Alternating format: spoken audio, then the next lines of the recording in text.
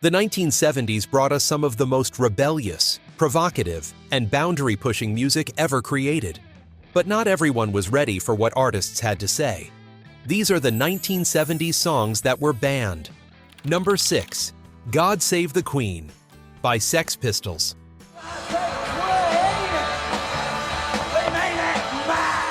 May 1977. Queen Elizabeth's Silver Jubilee. The entire nation was preparing to celebrate 25 years of her reign with street parties, flags, and patriotic fervor. And then the Sex Pistols released a song that tore it all apart. God save the Queen! She ain't no human being! The Sex Pistols weren't your typical rock band. They were punk, raw, angry, and completely uninterested in playing by the rules. Their manager, Malcolm McLaren, understood that controversy sold records, and he knew exactly what he was doing when he scheduled this release for the middle of the Jubilee celebrations.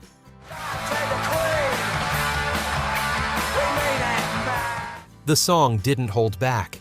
It painted Britain as a place with no future, where young people were being held down by outdated institutions. The cover art showed Queen Elizabeth with a safety pin through her lip and newspaper clippings covering her eyes and mouth. It was designed to shock, and it worked.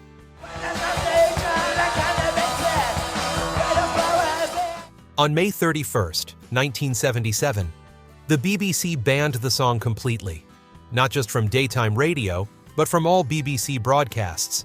The Independent Broadcasting Authority followed suit. Radio 1 controller Charles McClelland called it in gross bad taste.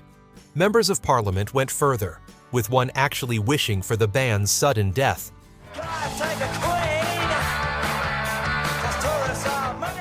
Major retailers refused to stock it.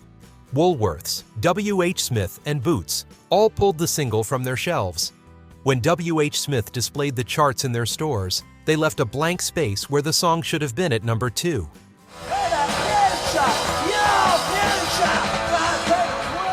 And that's where things got interesting. Despite the total broadcasting ban, despite stores refusing to sell it, the song flew off the shelves everywhere it was available. It sold up to 150,000 copies per day in late May and early June.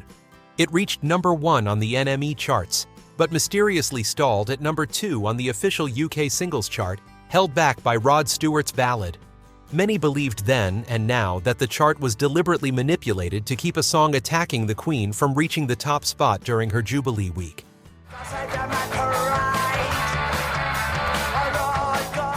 The band tried to perform it from a boat on the Thames during the actual Jubilee celebrations on June 7th. They loaded giant speakers onto a boat chartered by Virgin Records, sailed past the Houses of Parliament, and started blasting their music. Police chased them down and arrested 11 people when the boat docked, including Malcolm McLaren.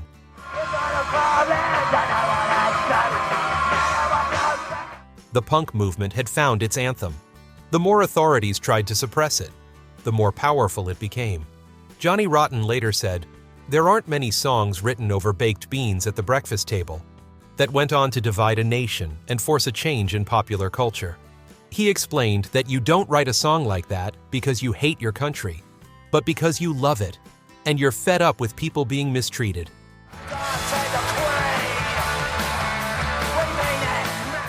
The violence wasn't just metaphorical. A week after the ban, Johnny Rotten and others were attacked outside a pub in London. Men who supported the monarchy came after them with razors. Rotten's hand was permanently damaged in the attack. The band had become public enemy number 1, exactly as McLaren had planned.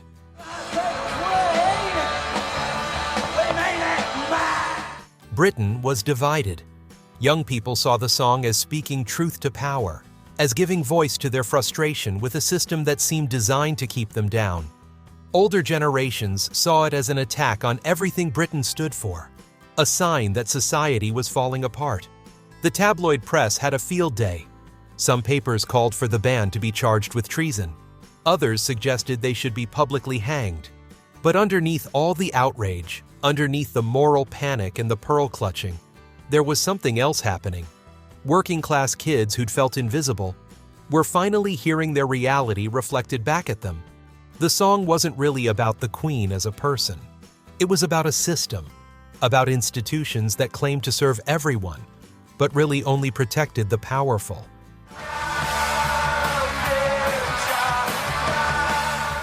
The song never got an official unbanning. It just slowly became accepted over time. Record stores eventually started stocking it again. Radio stations that weren't BBC began playing it. It became part of punk history, studied in music courses, analyzed by sociologists trying to understand the movement. By 2016, when a Conservative MP called for the return of the national anthem on BBC broadcasts, the BBC's Newsnight program responded by playing the Sex Pistols version instead, much to the MP's displeasure. The fact that they could do that showed how much had changed. What had once been unspeakable was now part of Britain's cultural heritage.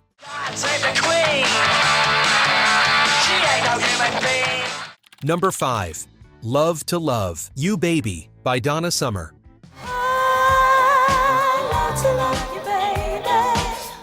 Disco was taking over the world in 1975. Dance floors were packed, mirror balls were spinning. And then Donna Summer released a song that made even the most liberal radio programmers blush.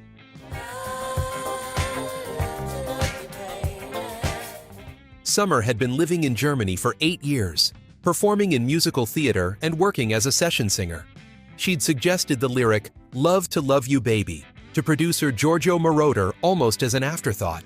He turned it into a full disco track and asked her to record it. The lyrics were explicit enough that Summer said she'd only do it as a demo for someone else to sing.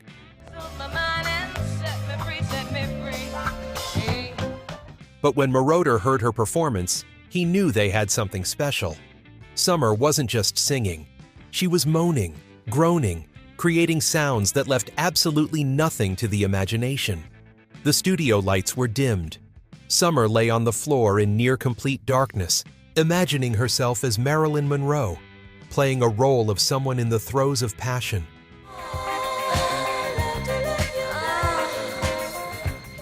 The original version was only a minute long. Then it became 3 minutes. Then Casablanca Records boss Neil Bogart played it at a party, and his guests demanded to hear it over and over all night. He called Moroder at 3 a.m. and told him to extend it. "Make it as long as 20 minutes if you can," he said.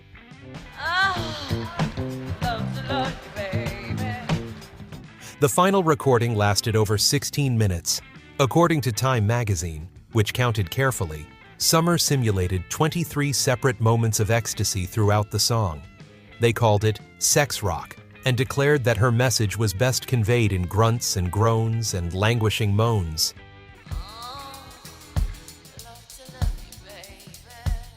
The BBC banned it immediately for being too explicit. In the United States, Reverend Jesse Jackson used his organization Operation Push to campaign against it, claiming songs like this led to increased teen pregnancy. Religious and civic groups flooded radio stations with complaint letters.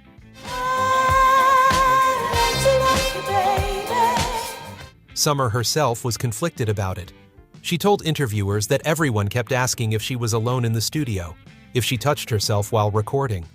Years later, she admitted that as a mother, she understood the concerns. She wouldn't have chosen that specific song to open her career with, she said.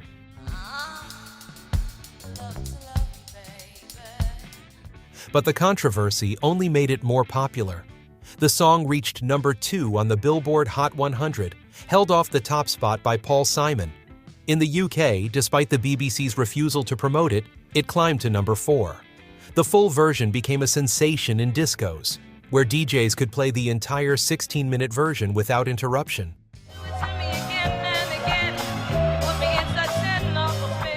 Summer earned the title First Lady of Lust from the music press. She tried performing it live, but the reactions were so intense she had to stop.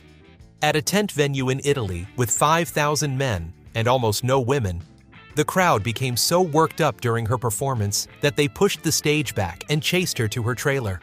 They rocked the trailer while she hid inside. She genuinely thought she might die that day.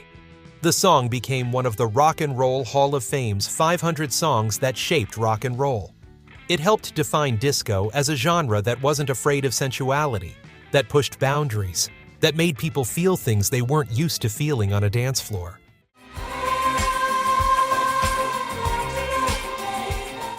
Number 4.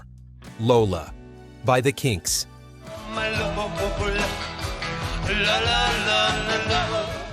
Ray Davies flew 6,000 miles to change 2 words in a song. The story of how that happened tells you everything you need to know about the BBC's complicated relationship with controversial music.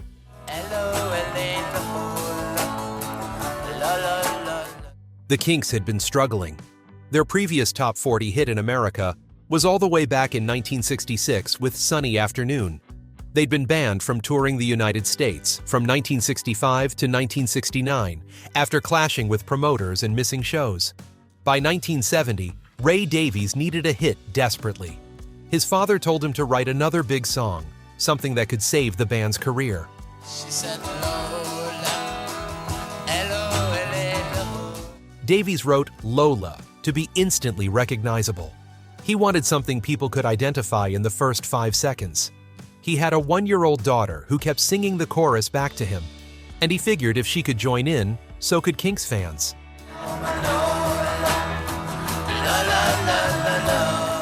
The song told the story of a young man's encounter at a club in Soho with someone named Lola, who walked like a woman but talked like a man.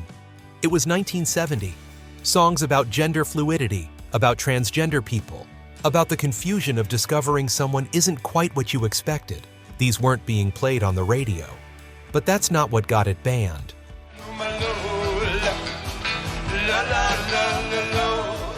The BBC called Davies while the Kinks were on tour in America. The song violated their strict policy against product placement. There was a line about drinking champagne that tastes just like Coca-Cola, and mentioning Coca-Cola by name was considered advertising.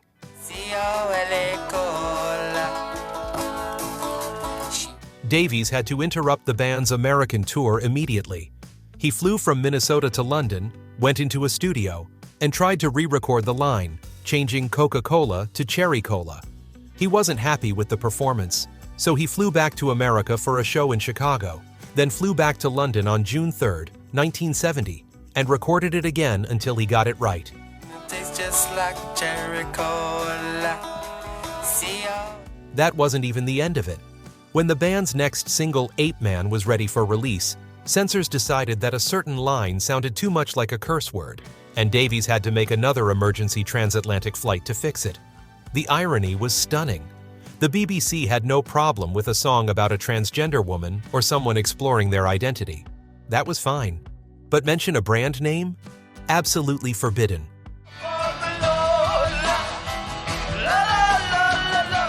Some radio stations in Australia did ban it for the gender content, making crude edits to remove the reveal of Lola's identity.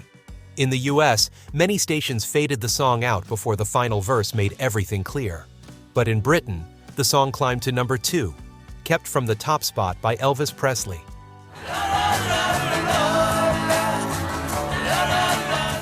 Lola revived the Kinks' career. It gave them creative control and financial stability they'd been missing for years. Davies later said he wrote it to introduce people to characters they maybe hadn't met before or hadn't wanted to meet. For many listeners who felt different or rejected, the song became something personal, something that spoke directly to them.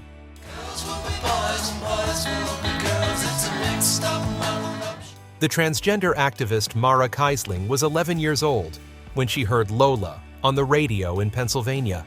She said it was life-saving. When you're a kid, and that alone, she explained, when you can't talk to anybody about what you're feeling, a song like Lola becomes so important. Somebody was talking to her about this, and it meant everything.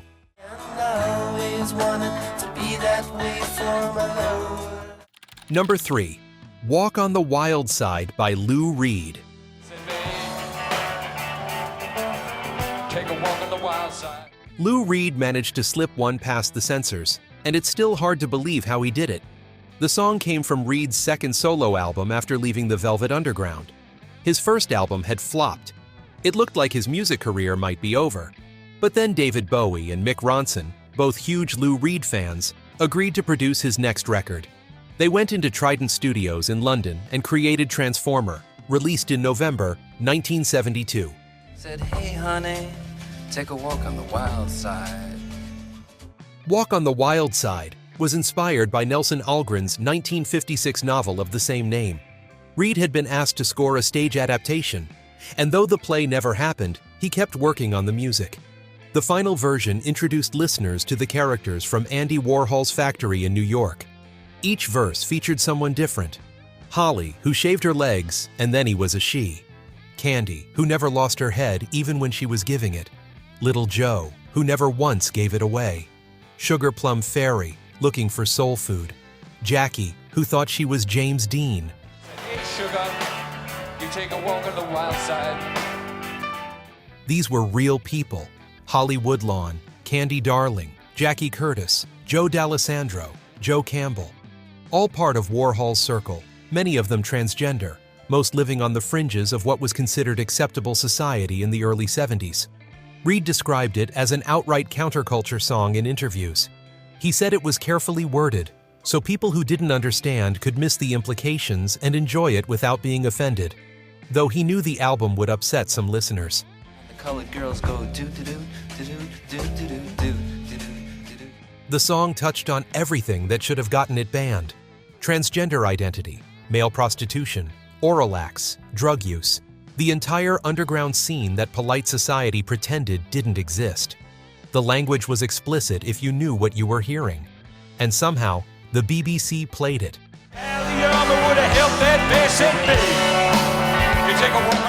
The conservative BBC, which had banned songs for saying "God Almighty World" or mentioning Coca-Cola, which censored anything that might corrupt British listeners, this same BBC made Walk on the Wild Side radio one DJ Tony Blackburn's Record of the Week.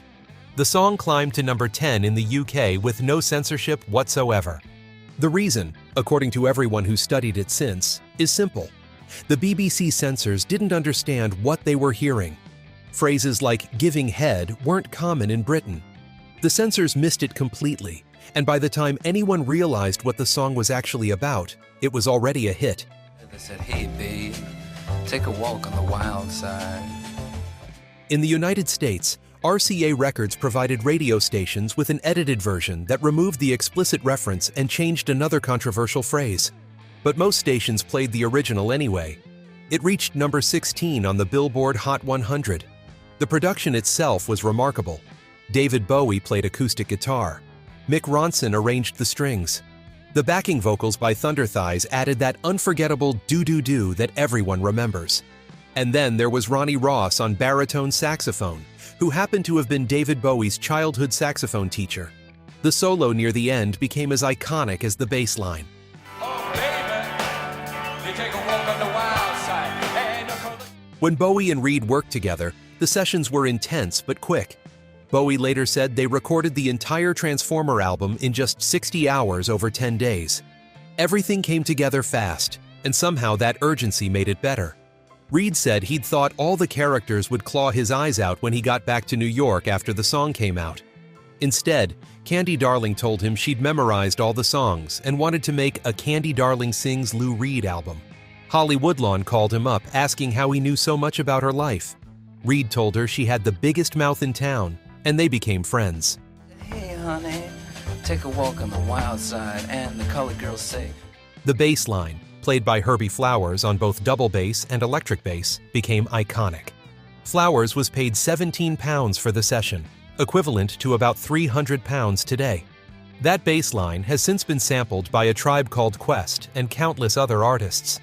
Lou Reed called it his attempt to introduce people to characters they probably hadn't met before. For many who felt like outsiders, who struggled with their identity, who didn't fit into the neat categories society wanted to put them in, the song became an anthem. It said, "You're not alone, there are others like you, and your story matters." Hey sugar, you take a walk on the wild side. Number 2, Brown Sugar by the Rolling Stones.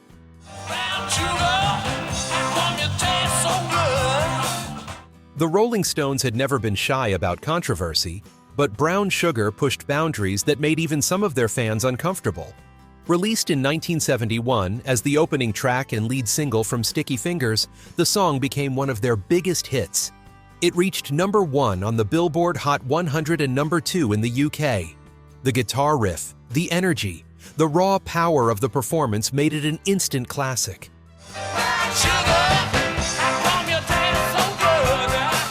But the lyrics were something else entirely. Mick Jagger sang about slavery, about violence, about exploitation, about substances, about relations between races, in ways that were deliberately provocative and historically dark. The opening verse painted images from the darkest chapters of American history, and Jagger didn't soften any of it. Several American radio stations banned it immediately. The references were too explicit, the subject matter too uncomfortable. Even in the early 70s, when rock music was expected to push boundaries, some programmers decided this went too far.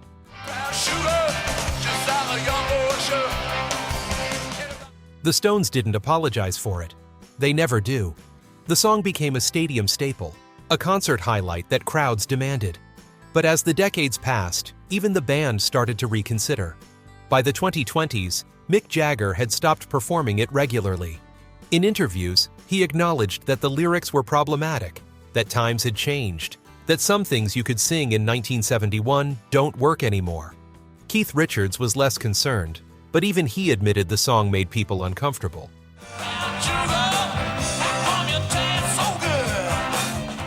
The controversy around brown sugar never really went away.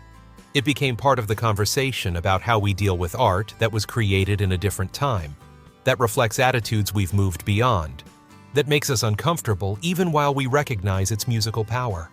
Radio stations that banned it in 1971 eventually brought it back, but the conversation about whether they should play it has never quite stopped.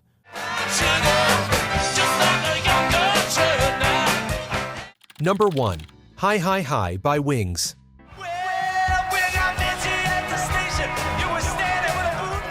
Paul McCartney thought he could get away with it.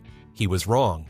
By 1972, McCartney had moved past the Beatles breakup and formed Wings with his wife Linda. They were finding their sound, creating new music, and McCartney was enjoying the freedom of not being a Beatle anymore. Hi Hi Hi was released in December 1972 as a single. It was upbeat, energetic, with Paul and Linda's vocals intertwined in classic McCartney style. But the BBC listened closer than McCartney might have hoped.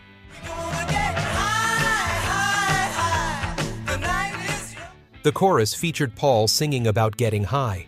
The BBC censors interpreted it as a clear drug reference, and they heard other lyrics they considered sexually explicit as well. The phrase "get it while you can" particularly bothered them. The ban was announced, and once again, it only made the song more popular. British fans rushed to buy it. In the UK, it peaked at number 5.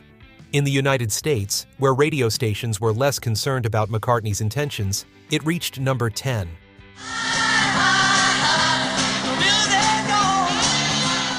Paul and Linda didn't seem too upset about the ban. They'd spelled the title like a greeting, trying to be clever about it. But the BBC saw right through that. The song sold well enough despite or perhaps because of the controversy, and Wings continued building their success. The ban was eventually lifted, but by then the point had been made. Even Paul McCartney, former Beatle, beloved musician, wasn't immune to the BBC's scrutiny. If your song referenced substances or pushed sexual boundaries, you were going to face consequences. We're gonna get high, high, high with the music. These 6 songs from the 1970s show us how music pushed against the limits of what was acceptable. Radio censors tried to protect listeners from controversial ideas, explicit content, and challenging themes. But every band just made these songs more powerful, more important, more memorable. The Sex Pistols attacking the monarchy during the Jubilee. Donna Summer bringing explicit sensuality to disco. The Kinks introducing audiences to gender fluidity. Lou Reed celebrating the underground scene. The Rolling Stones confronting uncomfortable history. Paul McCartney being too explicit for his own good. They were all banned. They all survived. And decades later, we remember them not just as great songs, but as moments when artists refused to play by the rules, when music challenged society to think differently, when rebellion found its voice. The 1970s gave us music that was loud, provocative, and unafraid. These banned songs proved that sometimes the most important art is the art that makes people uncomfortable, that starts conversations, that refuses to be silenced no matter how hard authorities try. If you enjoyed this video, please like and subscribe to our channel so you never miss out on more fascinating stories.